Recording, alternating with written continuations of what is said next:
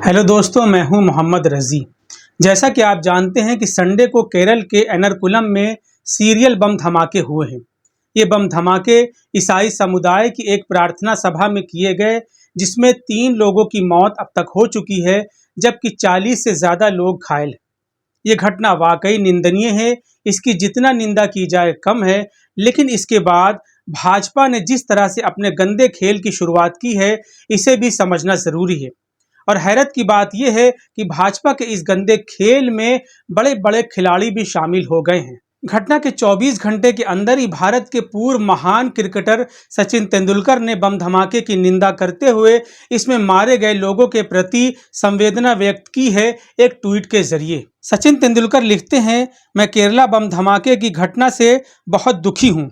इस घटना से जो लोग प्रभावित हुए हैं उनके लिए मेरी संवेदना है।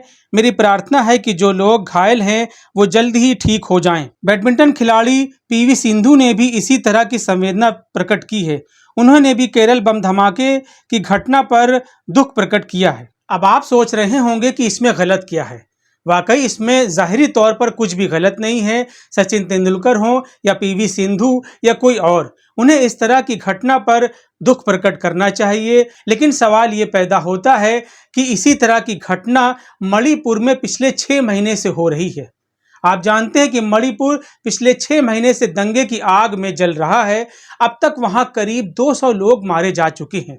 50,000 से ज़्यादा लोग बेघर हैं। लेकिन सोचने वाली बात यह है कि सचिन तेंदुलकर ने मणिपुर की घटना को लेकर कोई ट्वीट किया, किसी तरह की संवेदना प्रकट की। पीवी सिंधु ने भी किसी तरह का दुख प्रकट किया, मणिपुर की घटना को लेकर अपनी संवेदना का इजहार किया। जवाब है बिल्कुल भी नहीं।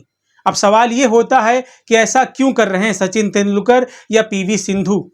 क्या मणिपुर इस देश का हिस्सा नहीं है? साफ साफ समझने की कोशिश करें तो मणिपुर में बीजेपी की सरकार है, जबकि केरल में बीजेपी की सरकार नहीं है। इससे यह अंदाज़ा लगाया जा सकता है कि सचिन तेंदुलकर बीजेपी के खिलाफ कुछ भी बोलना नहीं चाहते, जबकि केरल में आसानी से बोल देते हैं। खिलाड़ियों को इससे परहेज करना चाहिए। सचिन तेंदुलकर पूरे भारत के क्रिकेट प्रेमियों के दिल में बसते थे। तकरीबन 20 सालों तक उन्होंने क्रिकेट प्रेमियों के दिलों पर राज किया है। वो भगवान की तरह पूजे जाते थे। उन्हें ये समझना चाहिए कि जिस तरह केरल के लोग उनकी बैटिंग को सपोर्ट करते थे, उन्हें पसंद करते थे, उसी तरह मणिपुर के लोग भी उन्हें चाहते थे, उनका क्रिकेट देखने के लिए ग्राउंड पर पहुंचते थे। ऐसे में सचिन तेंदुलकर को मणिपुर की घटना के लिए भी बोलना चाहिए था, लेकिन उन्होंने अब तक कुछ भी नहीं बोला। वहीं दूसरी तरफ भारतीय जनता पार्टी भी इस घटना को कैश कराने में जुट गई है। भाजपा ने अपने गंदे खेल की शुरुआत कर दी है। जैसा कि उसकी पुरानी आदत है कि वो किसी भी घटना को मुसलमानों के साथ जोड़कर अपनी राजनीति चमकाती है। केरल बम ब्लास्ट में भी यही हुआ। अभी 24 घंटे भी नहीं हुआ था कि केंद्रीय मंत्री राजीव चंद्रशेखर ने पूरा इल्जाम मुसलमानों पर थोप दिया। केंद्रीय मंत्री राजीव चंद्रशेखर लिखते हैं कि बम ब्लास्ट के जरिए जिस तरह ईसाई समुदाय को टारगेट किया गया वो बहुत ही दुखद है।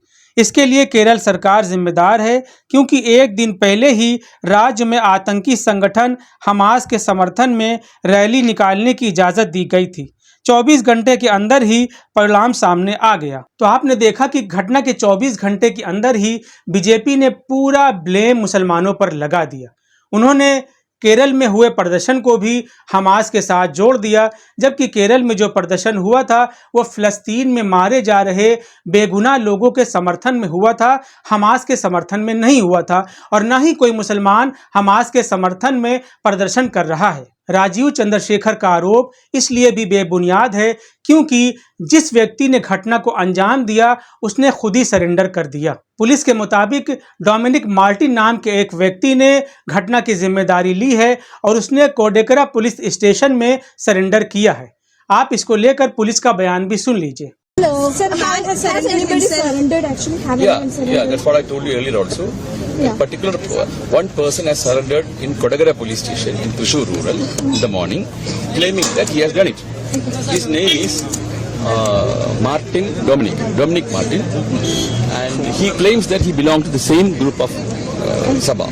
We are verifying it. Dominic Martin खुद कह रहे हैं कि वो उसी समुदाय से संबंध रखते हैं जिस समुदाय के लोग इस घटना में मारे गए हैं, जिस समुदाय की प्रार्थना सभा में बम धमाके किए गए हैं। शुरुआती जांच में फिलहाल यही मामला सामने आया है।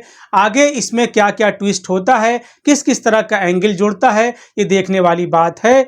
लेकिन फिलहाल शुरुआती पुलिसिया जांच में डोमिनिक मार्टिन नाम के व्यक्ति ने सरेंडर किया है और उसने इस घटना की जिम्मेदारी भी ली है। वहीं दूसरी तरफ केरल के मुख्यमंत्री पी विजयन ने केंद्रीय मंत्री राजीव चंद्रशेखर के बयान की कड़ी आलोचना की है। पी विजयन ने कहा कि जो जहरीले हैं वो जहर ही उगलेंगे। सोशल प्लेटफॉर्म पर भी भाजपा के इस गंदे खेल की जमकर आलोचना की जा रही है। पूर्व आईएएस अधिकारी सूर्य प्रताप सिंह लिखते हैं, मुस्लिम समुदाय को टारगेट करने का आईटी सेल का एजेंडा फ्लॉप हो गया, सेलिब्रिटीज तक को झोंक दिया था। लोग कब समझेंगे नफरत के धंधेबाजों के इन नापाक इरादों को। दोस्तों, केरल बम ब्लास्ट में जो लोग भी गुनहगार हैं उन्हें पकड़ा जाना चाहिए, उन्हें इसकी सजा मिलनी चाहिए। लेकिन किसी को ब्लेम करना, शुरुआती जांच से हटकर, जांच से अलग हटकर किसी को टारगेट करना, ये बिल्कुल भी अच्छी बात नहीं है। और भाजपा इस खेल की माहिर है, लेकिन अब उसका खेल पकड़ा जाने लगा है। फिलहाल आज के लिए इतना ही। वीडियो पसंद आया हो तो इसे लाइक और शेयर ज़रूर करें, चैनल को भी सब्सक्राइब करें। धन्यवाद।